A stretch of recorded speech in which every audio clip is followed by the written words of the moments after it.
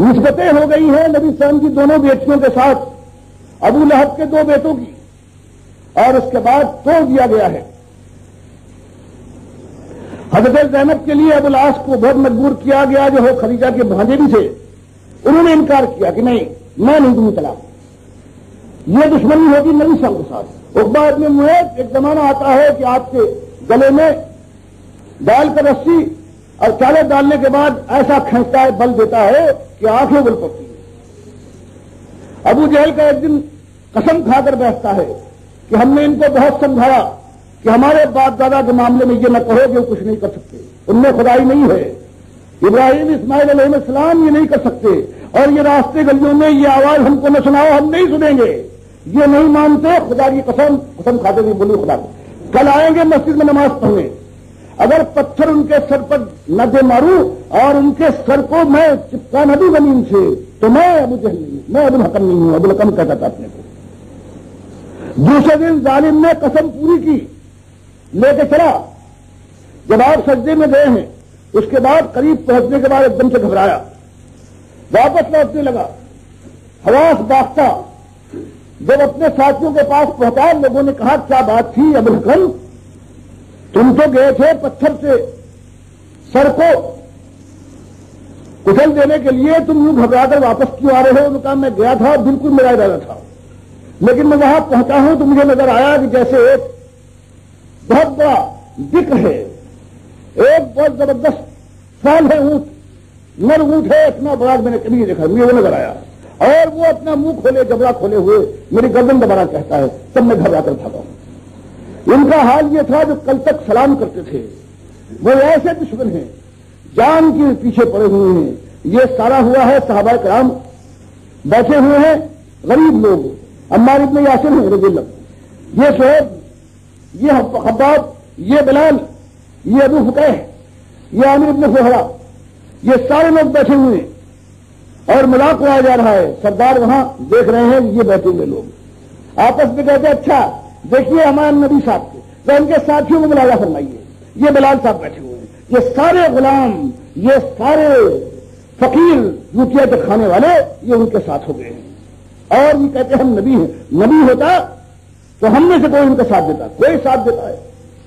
13 سال تک نبی صاحب نے یہ کیا ہے، اپنے بھی گالیاں کھائی ہیں، تکلیفیں پتھرا ہوا ہے، استعمال کاٹ ڈالے ہیں، لیکن اس کے بعد گھر بار چھوڑا ہے، ان کے ساتھیوں نے ہجرتیں کی ہیں، جلائے گئے ہیں، کھینچے کیے ہیں دو ہر ایک کے اوپر، سینے پر پتھر رکھنے کے بعد زبان کی باہر نکال دی گئی ہے، سب کچھ کیا گیا۔ یہ ہے میلاد بیان کرتے ہو ان مشرکوں کے اندر، یہ بیان کرو خیر کا ایک ہی راستہ ہے، پکارو ہی بات کہ تمہارا ایک قلعہ ہے، مالک کو اکیلا مالک مانو، جمہوریت کے جنازے کو جا کر دفن کرو، کسی کھلیان میں ڈالو، کسی بتکدے کے اندر پھینک دو۔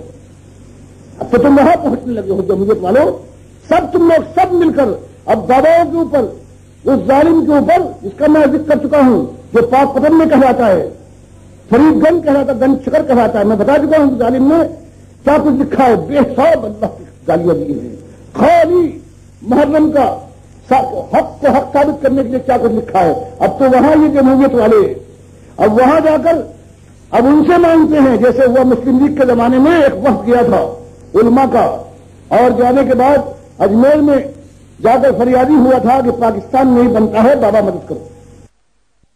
یہ وہ لوگ ہیں، تو یہ بات کہنے کی ہے کہ ان ظالم مشرکوں کو اور اس شرک کی شراب پلاؤ اور ان کو مدہوش رکھو، تاکہ تمہارے ساتھ یہ بھی پھان جائیں اس جہنم کے اندر۔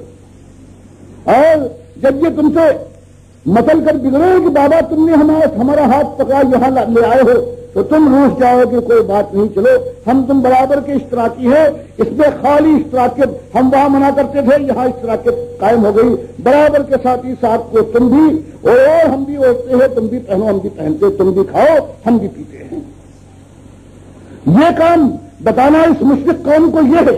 اللہ فرماتا ہے وَلَقَدْ بَعَثْنَا فِي كُلِّ أُمَّةٍ رَسُولًا أَنِ اعْبُدُوا اللَّهَ وَاجْتَنِبُوا الطَّاغُوتَ، جب پیغمبر بھیجا ہے اصلاح کا ایک کام کیا ہے، اس نے آواز لگائی ہے تمہارا ایک مالک ہے، اس مالک کے بندے بنو، ایک طاغوت جو آج راج کر رہے ہیں بادشاہی کی شکل میں، مہاجمیت کی شکل میں، پیر مولوی کی شکل میں، इनके मुंह पर थूको बस तरीबत ताकूत।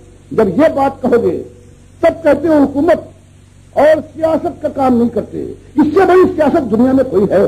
पूरी निजाम को बदलता है। एक एक चीज को, सुबह को बदलो, शाम को बदलो, मशरिक और मगरिब को मिला दो। ऐसा इंतशार पैदा करो कि लोग समझ जाए कि अल्लाह अकेला है, और उसके बाद फिर तामीर करो और फिर वो दौर आ जाए कि एक अल्लाह पूजा जाए।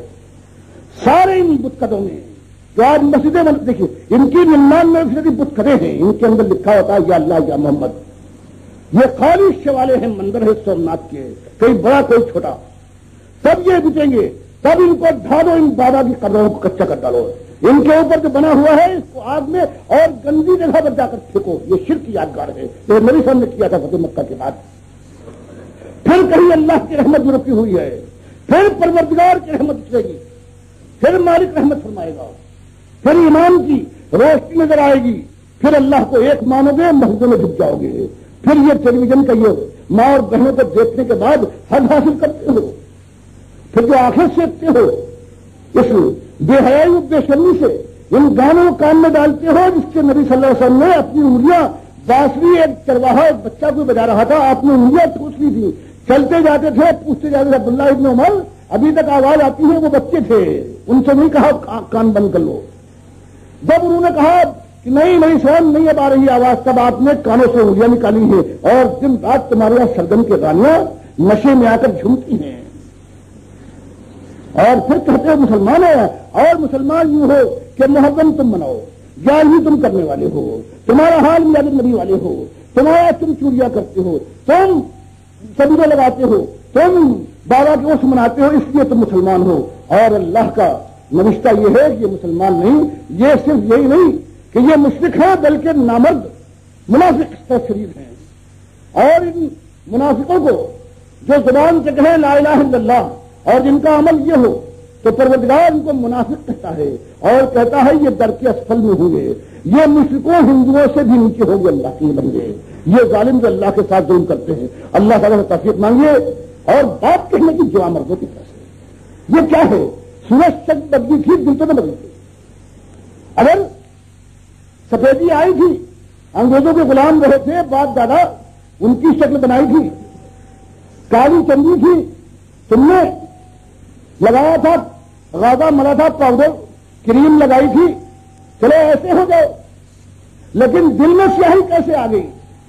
वो लोग हो, ये कौम होती है जो मुशरिक हो जाए, जो मोमिन न हो, उसके लिए कोई रुकावट नहीं है। अगर आज काले आ जाए, हबशी आ जाए, तो ये आज पाकिस्तान के ये मुसलमान मुशरिक, ये अपने चेहरे के ऊपर स्याही मलेंगे, अपने बाल में घूंघर पैदा करेंगे, अपने दांतों पर सब्जी मलेंगे, ताकि पूरे हम हबशी बन जाए, स्याह हो जाए। ऐसी कौम, ऐसे नामर्दों के लिए किताब नहीं उतरी है।